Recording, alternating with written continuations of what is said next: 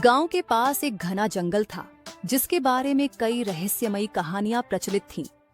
वहीं गांव में राहुल और कबीर नाम के दो जिज्ञासु दोस्त रहते थे। एक दिन उन्हें पुरानी किताबों के बीच एक नक्शा मिला जिस पर जंगल के किसी स्थान पर खजाना छिपे होने का संकेत था।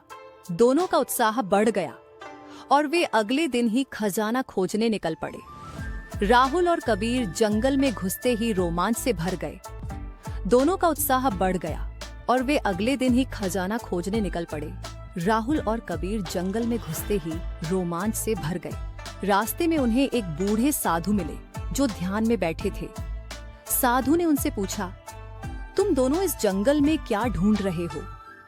राहुल ने उत्साहित होकर नक्शा दिखाया और बताया कि वे छिपा हुआ खजाना खोजने आए हैं। साधु मुस्कुराए और बोले, खजाने की तलाश तो बहुत लोग करते हैं, पर क्या तुम सच में इसके योग्य हो?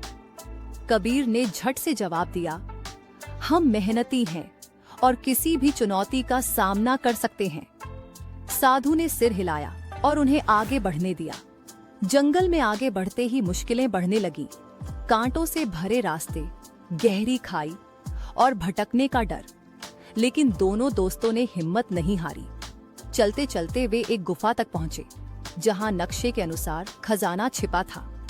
गुफा में घुसते ही उन्हें एक चमकता हुआ संदूक दिखा। वे खुशी से झूम उठे और उसे खोलने लगे। लेकिन तभी एक दीवार पर लिखी इबारत ने उनका ध्यान खींचा, सच्चा खजाना सोने चांदी में नहीं बल्कि ज्ञान और नैतिकता में है। राहुल और कबीर चौंक गए।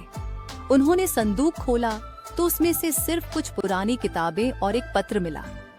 पत्र में लिखा था, अगर तुमने इस खजाने को खोजने में धैर्य, परिश्रम और ईमानदारी दिखाई है तो असली खजाना तुम्हारे अंदर पहले ही जाग चुका है। दोनों दोस्त समझ गए कि असली दौलत पैसे या सोना चांदी नहीं बल्कि सीखने की प्रक्रिया, परिश्रम और सच्चाई की राह पर चलने में है। वे खुशी खुशी गांव लौट आए और अपने अनुभव सबको सुनाए। गांव के लोग भी इस कहानी से प्रभावित हुए और बच्चों को हमेशा मेहनत, ईमानदारी और सच्चे ज्ञान का महत्व समझाने लगे। शिक्षा, ये कहानी हमें सिखाती है कि असली खजाना बाहरी नहीं बल्कि हमारे भीतर है। ज्ञान, ईमानदारी और परिश्रम से बड़ी कोई दौलत नहीं होती।